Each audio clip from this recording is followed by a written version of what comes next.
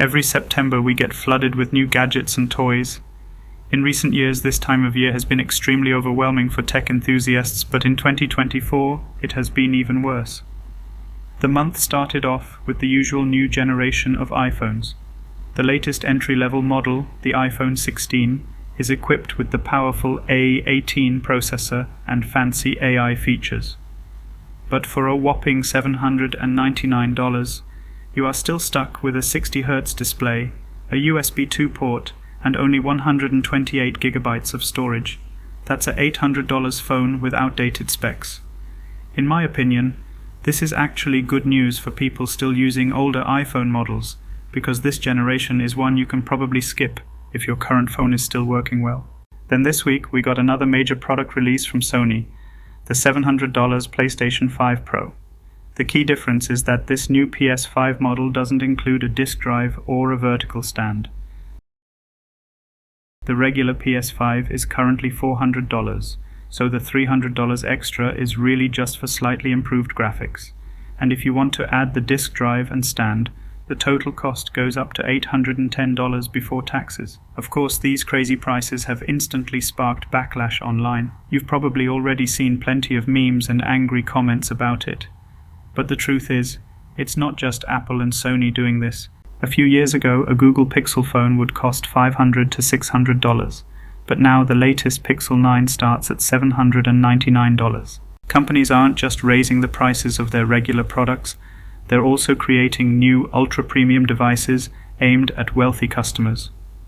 Just this week, Huawei in China launched a new foldable phone that costs $2,800, and it received millions of pre-orders in a single day. So what's interesting to me is that despite all the online criticism, these overpriced products are still selling. This is the only reason why Apple, Sony, Google, Huawei and others keep pushing prices higher and higher. The lack of competition is a big factor behind this trend. Take the PlayStation 5 Pro. In 2024, this console generation has a clear winner in Sony. Even though they have fewer exclusive games than before, the Xbox Series X or S and aging Nintendo Switch just can't match the PS5 Pro's performance. Gamers are left to choose between an expensive Nvidia GPU for PC gaming or an equally pricey PS5 Pro if they want the better graphics. Similarly, Huawei can charge an absurd amount for their new foldable phone because there's not much competition in that niche market segment. As an average consumer, I don't feel too impacted by all this. As a middle-aged new dad with limited income, I'm clearly not the target audience for these premium tech products. Nowadays, the technology we need for everyday tasks and entertainment has reached a point where even older, more affordable devices can still handle everything just fine. My Sony Xperia 1 Mark II, my 2020 M1 MacBook Air, and my Nvidia RTX 3060 PC are all a few years old, but they work great for my needs, from apps to video editing to gaming. The pressure to constantly upgrade to the latest and greatest tech has largely gone away. Most people I know are skipping at least 2 generations before upgrading their phones, and many are still using computers that are 4 to 5 years old. Even professional photographers are still relying on 10-year-old cameras like the Canon 5D Mark III. Of course, it's human nature to be curious about new technology, and I understand the appeal of wanting to try the latest gadgets.